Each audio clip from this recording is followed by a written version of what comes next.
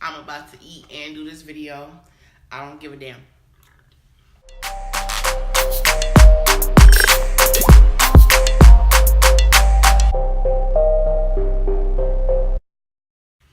What's up, YouTube? What's up, YouTube? My name is TaKenyah. I am the host of a hiatus podcast called TaKenyah Talks. I am the face of the YouTube channel TaKenyah, and I am a lover of black culture, a black culture enthusiast, and I have opinions on things. So today we're going to do something different on my channel. We're going to do a reaction video to a video that has surfaced on the internet. And I was triggered by this video for a few reasons. First of all, I grew up in a Christian household. And so Steve Harvey is what you would call, I wouldn't say a Christian comedian, but in the Christian realm of things, he definitely was acceptable. His content was acceptable. He was also motivational for me in terms of chasing my dreams. He did a show when he was in the midst of what he was going through with his ex-wife at the time. And he was just going through a lot of turmoil. He was so inspirational during that time that I just learned so much from him. I never gravitated towards the act like a lady, think like a man, simply because I thought it was kind of flawed. And I never paid attention to that series, so I don't have an opinion about act like a lady, think like a man. I obviously don't agree because I never gravitated towards it. Monique was a pivotal influence in terms of being a fat black girl. She was visibility for me. And I know that sometimes we can be like, celebrities you're not supposed to care about like whatever. Pop culture is a thing, influence is a thing. These people don't get paid millions of dollars for no reason. So Monique for me was visibility for me. She was representation for me. And it was cool seeing the fat, dark-skinned black girl, which not that she's dark, but it was cool to see somebody to look like me in the media.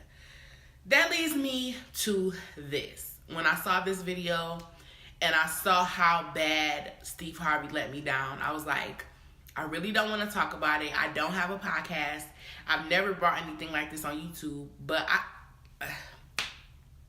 I'm about to eat my meatballs and watch this with y'all. Man, I'm telling you, Baby, he be saying it like I'm a problem. oh, you have been a problem. Well, Steve, okay. What was it? Let's go. Let's go. You started getting labeled as difficult. Yes. Why do you believe that happened? And do you see that changing, and why? I got labeled as difficult, my husband and my husband is Sydney, who happens to be my manager. We got labeled as difficult because I said one word, and that was no. Now, I said no to some very powerful people. I said no to Oprah Winfrey. I said no to Tyler Perry. I said no to Lee Daniels. And I said no to Lionsgate. And the difficulty came in when people that look like me, like Oprah. One thing I will say about this situation, Monique's story has never changed, ever. And I appreciate that because in my opinion, it leads me to believe, and I never doubted her in the first place, that she's telling the truth.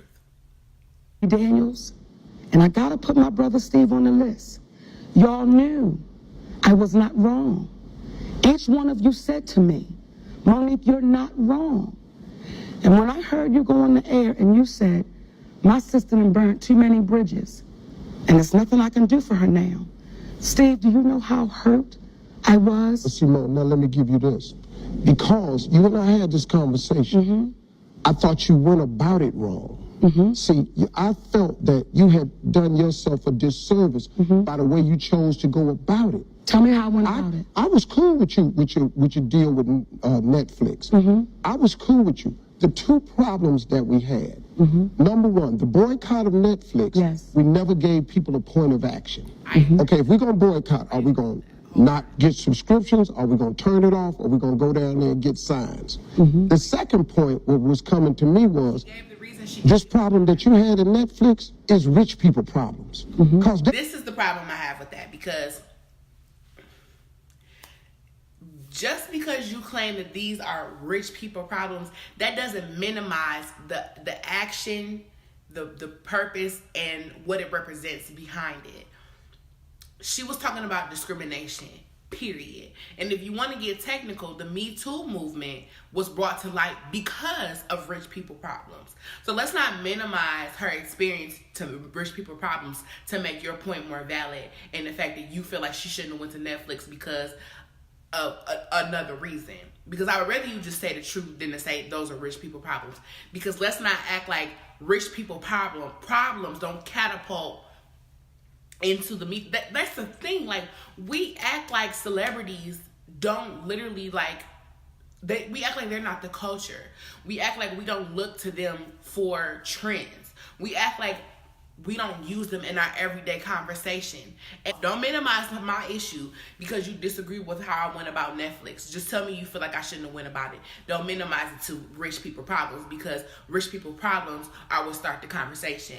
R. Kelly, Bill Cosby, Harvey Weinstein, those are rich people problems. Rich people who have problems, is it not? Exactly. Well, you got this, you ought to be cool. But when you say, Mo, it's the way you went about it. And I want to explain that, and I thank you for saying that. Inequality is devastating, and it's extreme. And when people said, Monique, do you think calling a boycott was extreme? You damn right. But isn't inequality extreme? So we've got to... And the reason why I resonate with that so well is because you cannot fight racism with passiveness. Racism is abrasive. Racism is violent, vile. And I'm totally against being peaceful and leading in love. If you do something racist to me, I'm going to abrasively let you know, back the fuck up. Leave that shit over there. Don't bring it to me. Because racism is not sweet. It's not cute. So why the fuck would I fight fire with goddamn a sprinkle of gasoline talking about, I'm going to leave with love. Fuck that. You racist toward me, bitch, I'm going to let your ass know. Back up. To say it out loud. Okay. What I would have loved, what I would have appreciated from my brother was had you picked up the phone before you went on the air and said, Monique, you've burned too many bridges and there's nothing I can do. See, I would have appreciated had my brother called me up and said, baby, let's talk. Because you doing that was a part of me being difficult. But now, before that, though. Yes, baby. Remember the moment on stage? Oh, yes. See, now that was right a there. wonderful moment. No, it wasn't. Oh, my goodness. No, it wasn't. That was one of those moments. See, no, it wasn't. I fuck with Monique because she owns it. I'm going to own exactly what I said, and I'm going to stand firm, 10 toes down in it. I said what I said, okay? Let's say it. You say it. But your because pride did not tell you to say that. Yes, he did. Oh, baby, yes, he did. Yes, he did. I do not regret, as I said on the Steve Harvey show, I do not regret one moment of that night on that stage. No, in case you don't know, Mo told Tyler Perry, Oprah Winfrey, Tell him. and Lee Daniels to suck her private parts. Not my private parts. Well, you said if I had one, Yeah. I want them three to suck my private parts. Yeah. It wasn't private parts on stage. So now, then I went, I quit breathing. I quit breathing for you. I didn't. What happened to you, Mo, was when you made that statement, the narrative got flipped. It wasn't about Netflix no more. It wasn't about Netflix no more. The attention was all off of where we needed to go. Huh? That was before Netflix. So good. So now when you bring up Netflix, it doesn't get no win, but you done just said this to these three people. And these three people, yes, not because they're powerful, but because of who they've come. And what happens is, I told you, we can't cure darkness with more darkness. What we can do is cure it with comedy. And what I'm not going to do, Steve, I'm never, ever going to waver from my comedy show on that stage. That's my gift, and that's my freedom. And what happens is, when you allow people to start taking your freedom and your gift and making it become what makes them comfortable, we then lose. When you called me with the morning show on the phone, I said to you, Steve, my family is suffering behind this. And y'all know I did nothing wrong. Y'all know my husband did nothing wrong. But none of y'all in real time, was strong enough to go publicly and say, we can't throw our sister under the bus. Because, Mo, listen to me. We're fighting two wars here. See, excuses are the tools of the incompetent. Because everything that Monique said was valid. Everything she said was understandable. You knew you were wrong. And all of you let her go under like that because you weren't strong enough to say it. And then this is his response? And it's what the perception of the issue is, and the narrative has changed. See, I'm hearing what you're saying, baby, and I agree with it when the narrative changes. But if all of y'all said, this is the only issue I have with it, baby, when all of y'all said privately, to include Oprah, all of y'all said privately, I've done nothing wrong. When you tell the truth, you have to deal with the repercussions of the truth. We black out here. We can't come out here and do it any kind of way we want to. Listen to me. Your husband can't be the Sydney that he really is out here. Let me tell you something. That flexing, we got to flex a different way. We out here in a game. This the money game. This ain't the black man's game. If it's not the black man's game and it's not the white man's game, why did you lead with this, we black out here? If it's not about race, then what did you lead that with? What was the point? In this moment right here, Monique, y'all thinking, I see where people were like, this is when a black woman wants to either shut up because they don't want to be seen as a black woman, an angry black woman.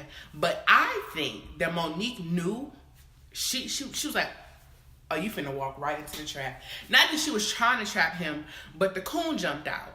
So rather than arguing with the coon, I'm just going to let you coon. Game. We in the money game. And you cannot sacrifice yourself. The best thing you can do for poor people is not be one of them. You cannot help them. We're in the money game. But let me tell you what the game is before the money game. Before the money game, it's called the integrity game. And we've lost the integrity worrying about the money. But Mo, wait a minute. If I crumble, my children crumble, my grandchildren crumble. I cannot, for the sake of my integrity, stand up here and let everybody that's counting on me crumble so I can make a statement. There are ways to win the war in a different way. You are having a conversation with somebody, and I understand that it's his show. I understand that he has to be on a time constraint, whatever it may be. He didn't let her talk. He didn't let her say anything. He overpowered her when she would make valid points. And that is my problem. He never took accountability. First of all, when she said that you guys knew that she was wrong, he led with, we black out here. Take accountability for the fact that you know that she didn't do anything wrong. And y'all were not strong enough to have her back.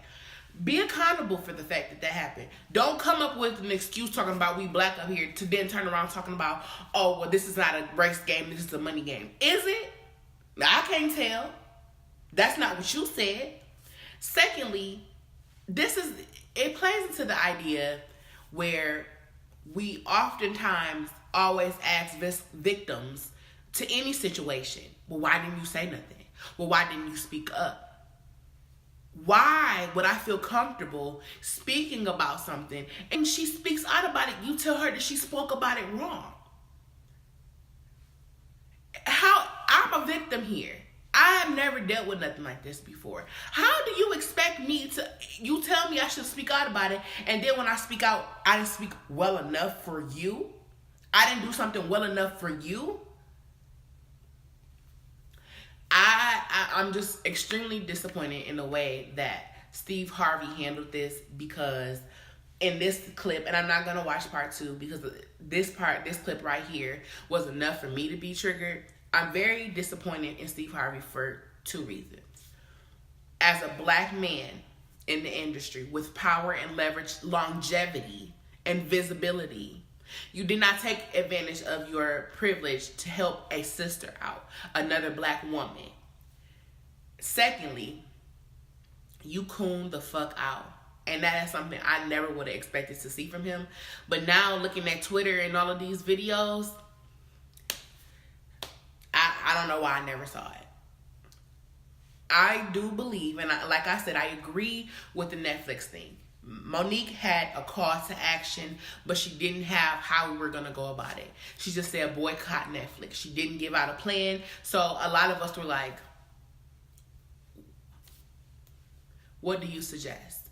I do agree with the fact that, you know, saying suck my dick is abrasive, but I don't think that black women are given the space to be as raunchy and abrasive in a space of comedy. And I don't understand how that's intermingled into a different situation. I don't understand what Netflix has to do with Tyler Perry and Monique. I don't feel like how she handled that situation should be conflated with how Netflix went about. I don't understand how those two conflate, and I feel like that's a thing with black women. Like, we do one thing, but that then covers the whole career. Like with Chrisette Michele, she did one show with Trump for the inauguration, and y'all canceled her altogether. Kanye West can, George Bush doesn't like black people. Kanye West can say Beyonce's album, you know, deserved album of the year or whatever. Kanye West can say he supports Trump, and y'all will still go up for this man. You can say that you cancel him, but his bag ain't never been touched. But Monique says fuck Tyler Perry, fuck Oprah with a valid reason, and she had receipts to prove it, and she can't say fuck them and suck my dick and move on to the next situation without a past situation harming her, but all of these other motherfuckers can. I want to hear your thoughts. Before I get on my rant, before I keep going, I want to know how you guys feel. So comment in the description box below.